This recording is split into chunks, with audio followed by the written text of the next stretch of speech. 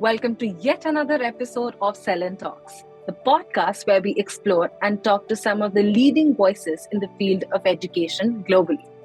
For those who are new here, Selin Club is a global network for educators and education leaders where collaboration is the magic. Today, I'd like to welcome Lina Ashar, the founder of Dreamtime Learning School, a new age platform for holistic online learning. Lina's journey in education started more than 3 decades ago when she moved into India with a vision to bring a positive change to the way children learn and grow. She observed that the education system at that time was mostly focused on memorization and lacked creativity and innovation. Determined to make a difference, Lina established the first Kangaroo Kids preschool in 1991. Her passion for education and innovation has continued to drive her endeavors, including her latest venture, Dreamtime Learning, which aims to provide high quality and accessible online education for children across the world. Lina is also a avid social media user and shares her insights and experiences on daily basis, inspiring others to join her mission of transforming education. Join us as we delve into her journey and pearls of wisdom. Hello and welcome to Selin Talks, ma'am. How are you feeling today? Hi, Shruti. I'm really good. Yeah, it's really a great pleasure to be here. Thank you for inviting me. Thank you so much for your time and efforts. And I'm sure this is going to be a very interactive podcast because looking at your work, it's very, very inspiring and impressive. I mean, I'm just a person telling you this, but it's very, very inspiring. Thank you so much. It's not just me. I've always had people who've really aligned and believed in the vision and have embraced it equally. Otherwise, I don't think a journey like this would have been possible without them. Yeah, very, very true. For the starters, I really wanted to know what actually inspired you to take on to this beautiful and inspiring and fulfilling journey as an educator.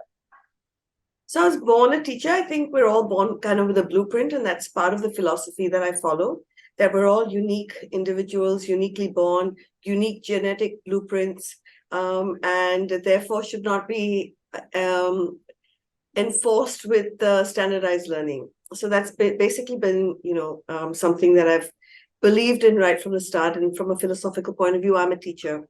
I was teaching kids from the age of 3. I was reading stories before I knew how to read stories. And my mom used to wonder why I always collected kids who were younger than me. So for a while, she thought maybe I was not cognitively okay. And then she realized, hey, I'm not playing, I'm actually teaching. And so I think that I was born a teacher, so it's not something that then somewhere along the way there was a spark that said, oh, I should do this. And therefore, I think all the curiosity questions I had as a child growing up were always around this, watching a younger brother who didn't do well in school, but I knew would do incredibly well in life. And I would kind of hear him not being able to do math and English in school, and yet being able to rattle off math and English from a toilet seat because he'd have his cricket cards and he'd know statistics and he'd be a commentator, right? And he'd be constantly commentating that so and so has hit 6 runs and then plus so many runs. And I'd say, hey, he can do math on the toilet seat. Why can't he do math in the classroom?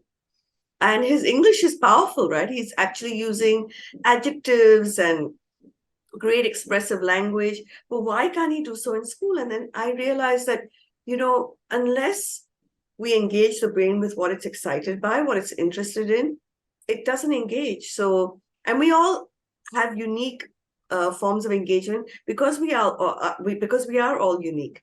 So the kind of curiosity questions I had as a child made me dive deep into the neuroscience of the brain and learning and behavioral science, like why and how is someone like Hitler or Dalai Lama able to inspire so many, and are there things that they have done in terms of motivation, or Gandhiji, and can I use that they have done in the learning design of what kids do in a classroom? That's the beginning of the journey, 1993, Kangaroo Kids and Billabong High. And then 6 years ago, close to 6 years ago, before the pandemic, I actually went to Peter Diamandis's future sort of university. It's called Singularity. And when I went there, it sort of ignited new thoughts in me that, Lina, you didn't come to India to serve the elite, but because the brands had by default become premium brands, I was, I was serving Sachin Tendulkar's son and Shah Rukh Khan's son, and then so it became even more elite and more, there's this whole follow the herd kind of mentality that all humans have. And then I said, if I want to really create impact and scale in India and in any developing country, I will have to move to digital. Mm-hmm. And it's like this, and I've done lots of talks about it, that and it's not just me, it's people like Nikola Tesla or Einstein that have spoken about it, that when we have powerful intentions, there is a universal field of energy that we interact with that kind of starts giving us solutions, right?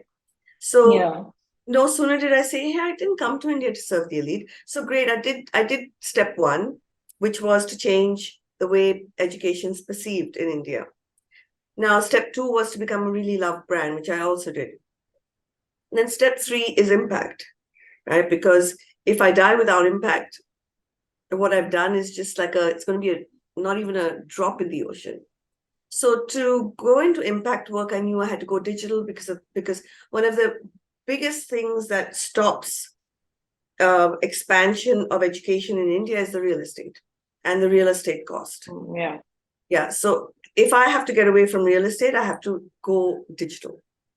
And so when I went to Peter Diamandis's Singularity, and he talks about the D's of disruption, right? So you have to dematerialize, you have to digitize, you have to demonetize, you have to do all these D's of disruption.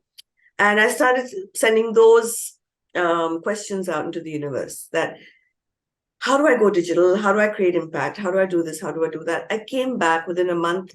I got an offer to sell Kangaroo Kids and Billabong High. And, in India, it's not actually easy to sell a trust company educational structure.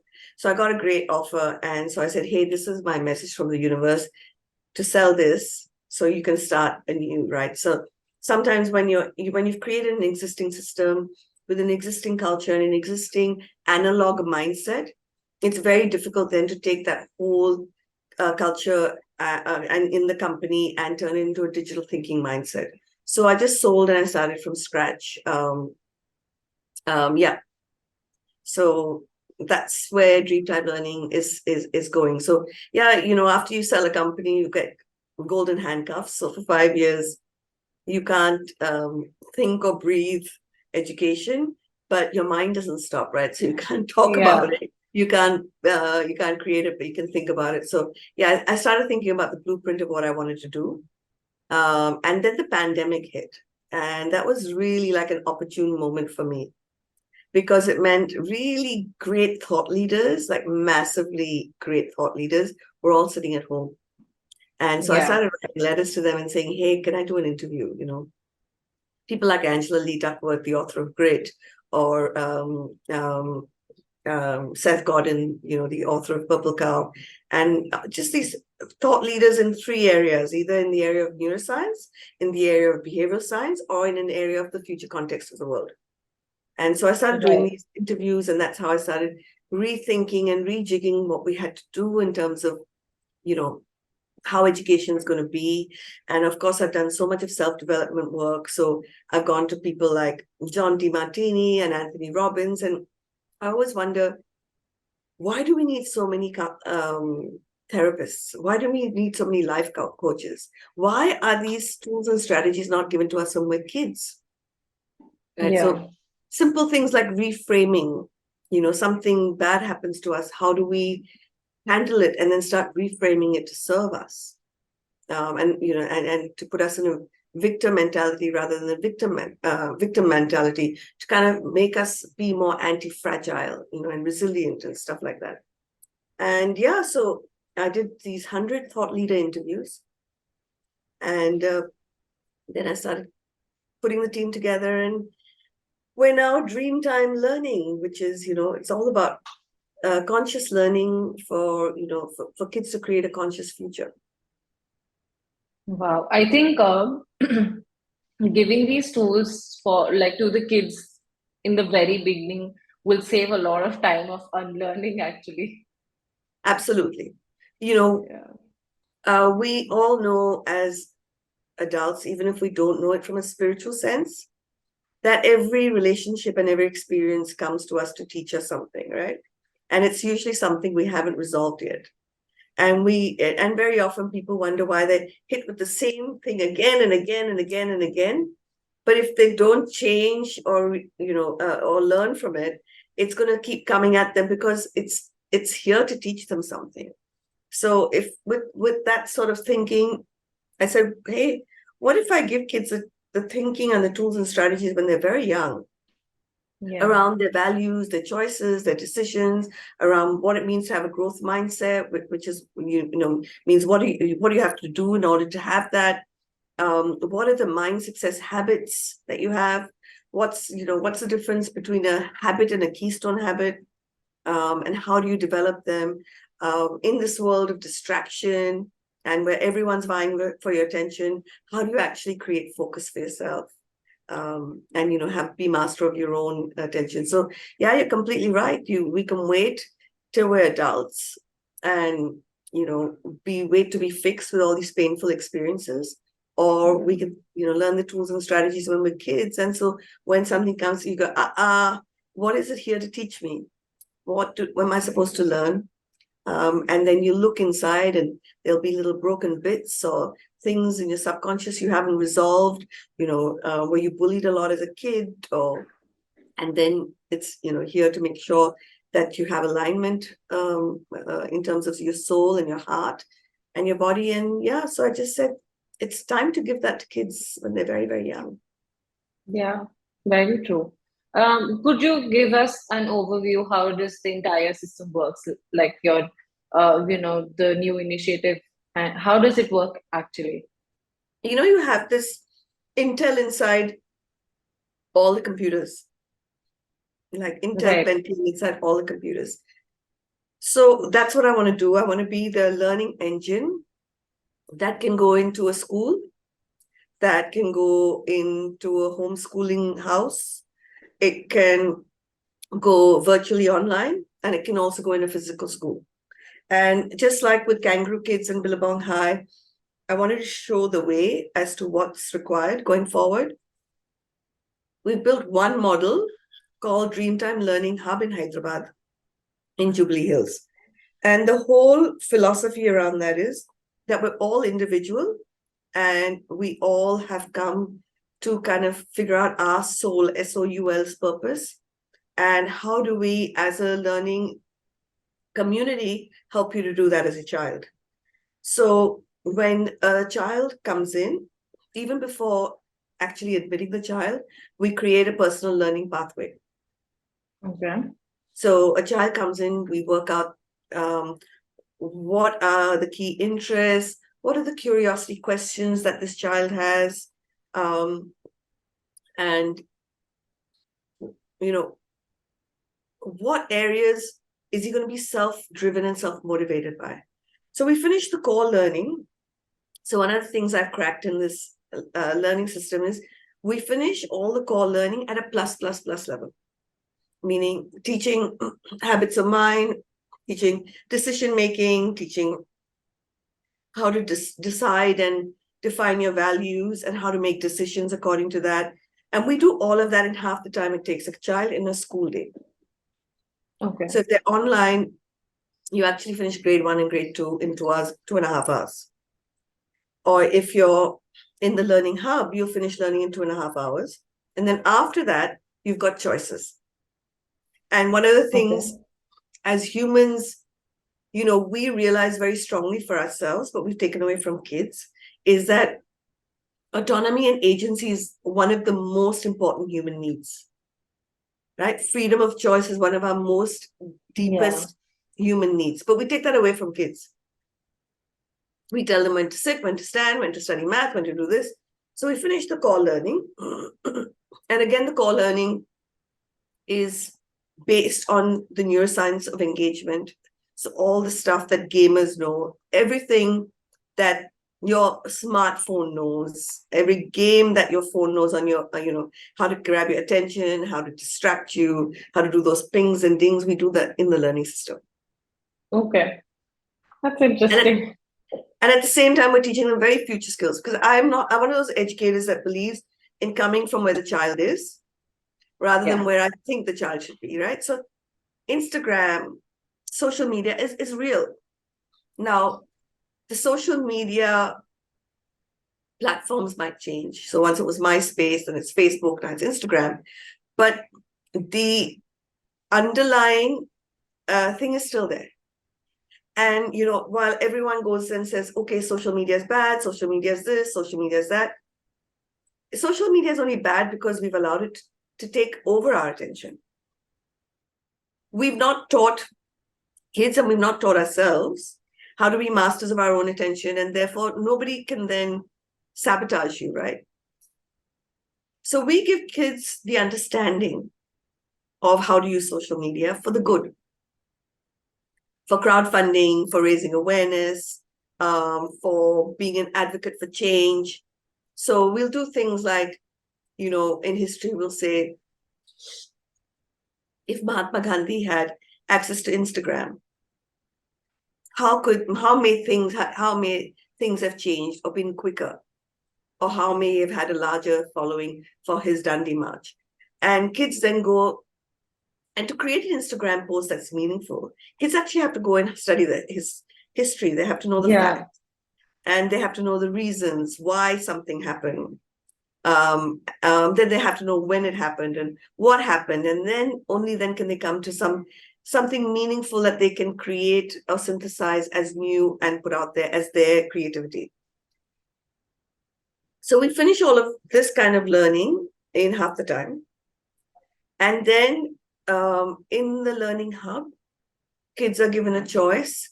So there's a maker space for kids who are interested in technology.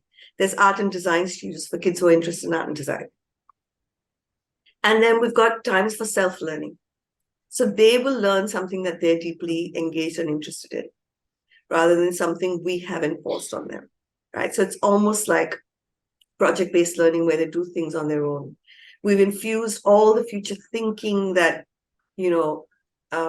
people will need, like design thinking and all of that. It's all part of the learning design. So basically, we're an engine that can go into anything. So we are a tech, we've got the technology, and we've got the learning design, right? And anyone who likes kids can teach it, because it's all scripted with the prompts, with all the excitement and the engagement. And so someone will tell me, but is it okay to give teachers like a script? Mm-hmm. And I said, no teacher can be a master in neuroscience, behavioral science, how to hook the brain, do this, do this, do this. I sit with a team and we do that, like at a really futuristic level. So it's less interesting to me, for example, to teach kids what we know about atoms than to teach them what we don't know about atoms.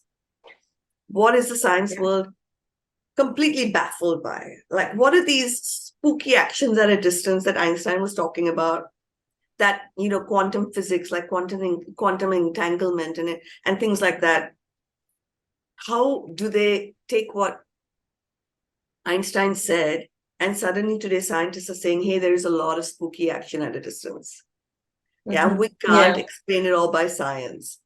And there are parts of spirituality and science that may need to come close together to answer some of life's deepest mysteries.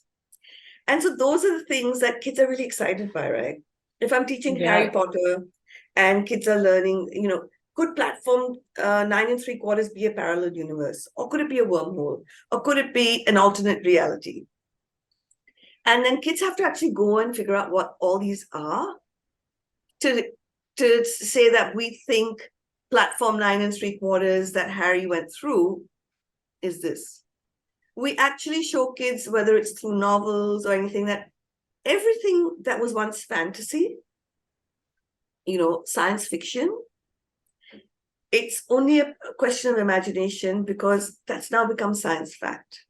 Right? Yeah. So we will take kids into some of the like Star Trek, and if you look at the mobile phone, and then you look at the phones that we're using today, and you look at how similar they are, or in one novel, the iPad, if you take out the description from the science fiction novel and you ask kids, what is this describing? Kids will all say it's describing an iPad.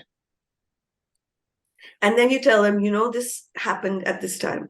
So we want kids to believe in moonshot thinking, like there is nothing that is impossible. It's all just a question of where your imagination can take you.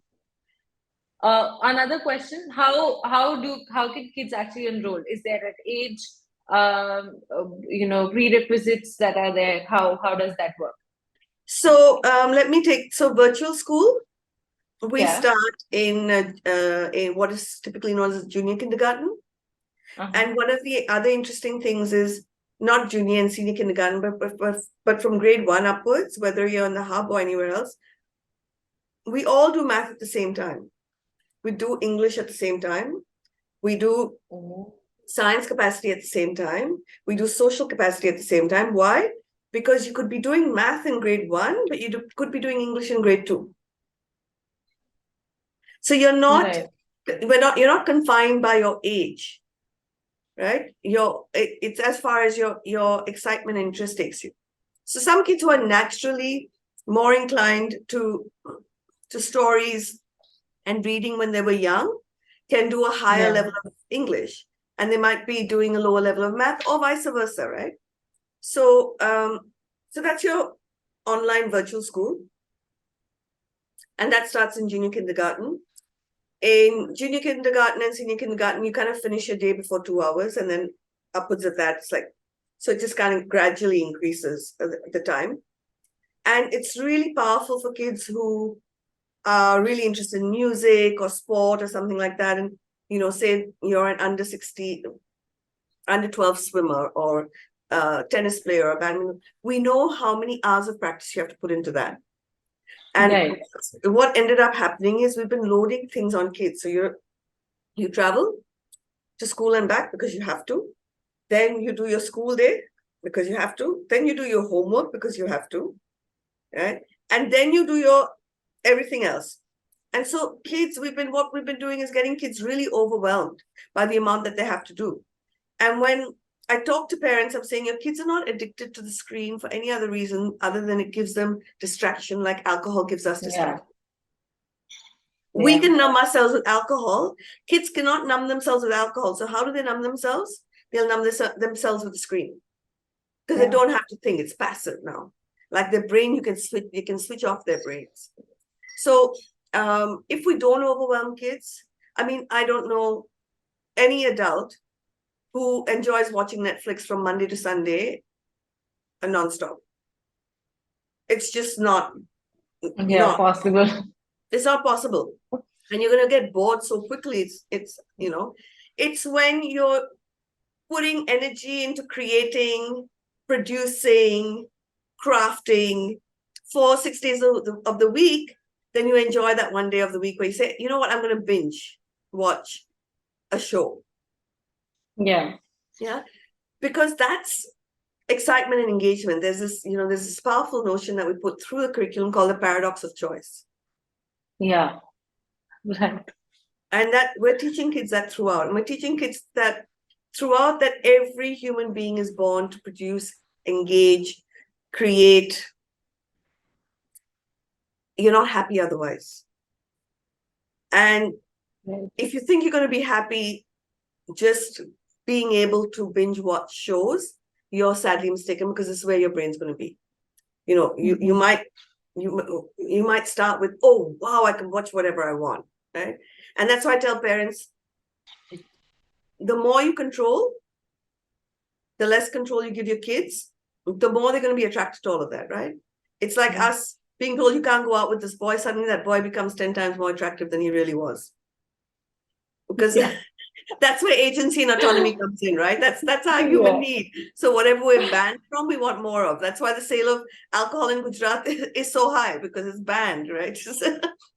Whatever's not readily available, the human mind wants more. But so if you let kids be, and you say, okay, watch Netflix, they'll very soon start getting into a brain slump where they'll say, hey, this is not exciting or engaging anymore. It was great fun. For the first day, I was able to do it. But after that, it's not fun anymore at all. So, yeah, so that's the underlying philosophy of what we do at Dreamtime Learning is get kids hooked to learning. And then anything and everything is possible. It's very futuristic approach, I might say. It's actually very brain-based. futuristic. It's absolutely brain-based. If you really, no success comes without determination and persistence.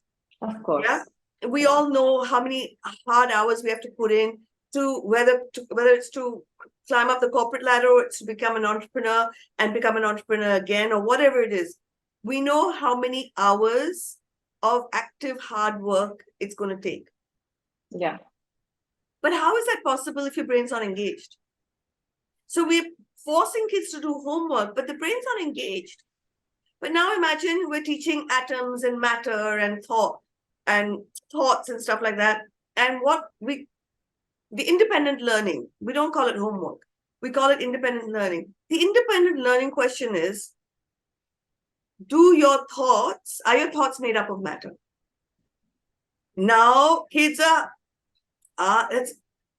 so those are the important questions to ask. Either as educators, we have to ask not when did it happen, what happened. We have to ask why did it happen, and what if questions. So what if your thoughts were made up of matter? I mean, just to imagine, and are they? These deeper questions.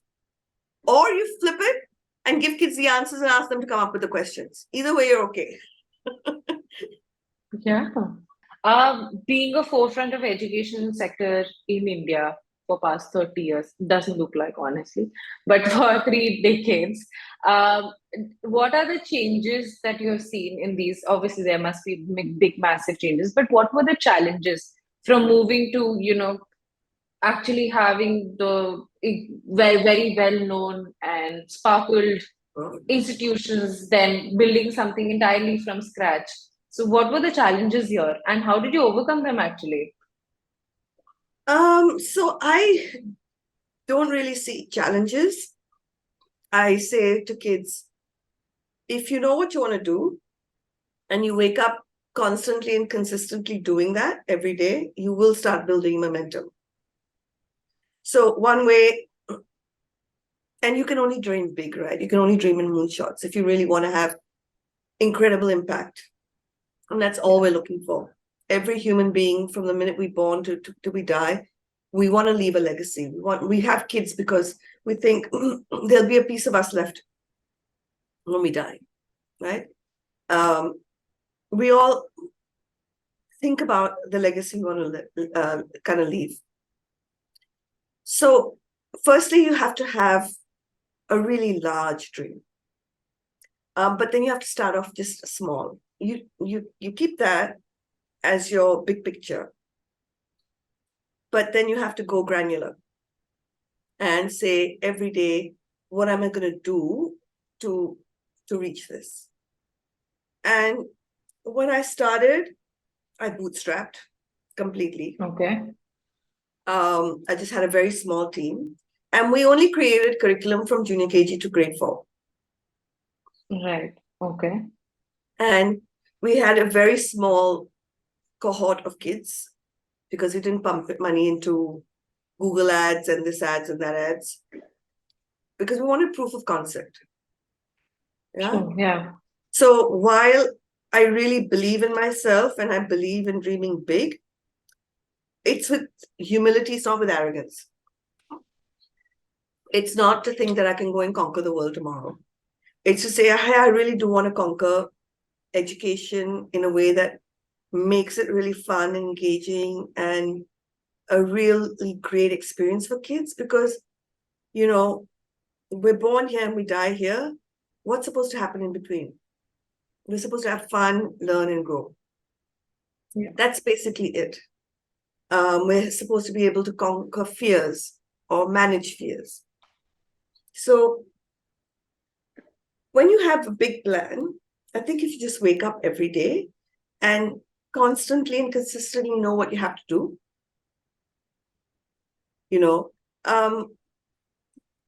you would have come along and written to me for this interview because you saw somewhere something. Right. I am constantly and consistently posting every single day.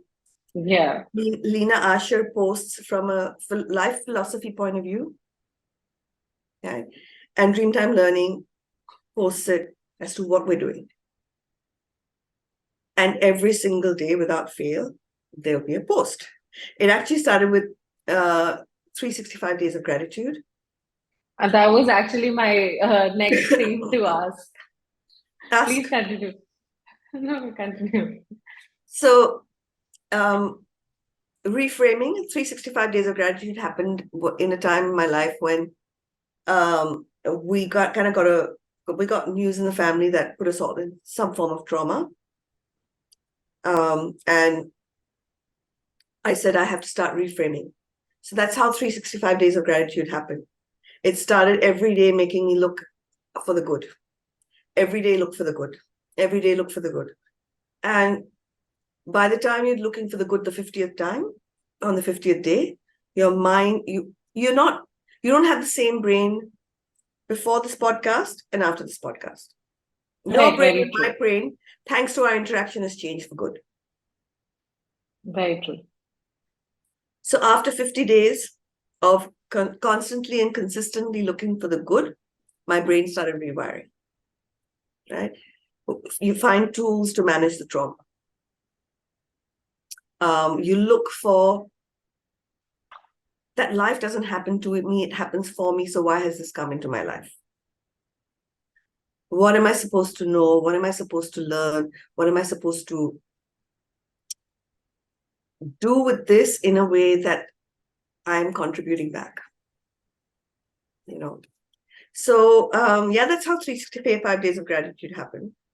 And then 365 days of learning. And then obviously somewhere along the 365 days of learning, Dreamtime Learning, I actually launched it.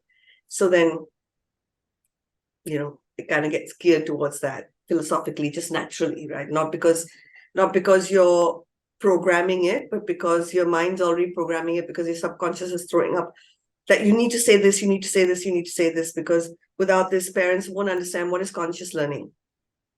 Yeah. And how do kids actually create a conscious future. Awesome. Last but not the least, I wanted to know, is there any advice for the viewers who are going to watch this, or anybody in particular, some advice that actually stood by you and you'd want to share? So I'll just speak as an adult in the world of kids that we inhabit as parents or as teachers, is to not work out what your kids want to do, but to work with them to figure out who they want to be. Okay. Thank you so much, Lina. It has been an absolute pleasure. It's been great to be here, Shruti. Thank you for the amazing questions.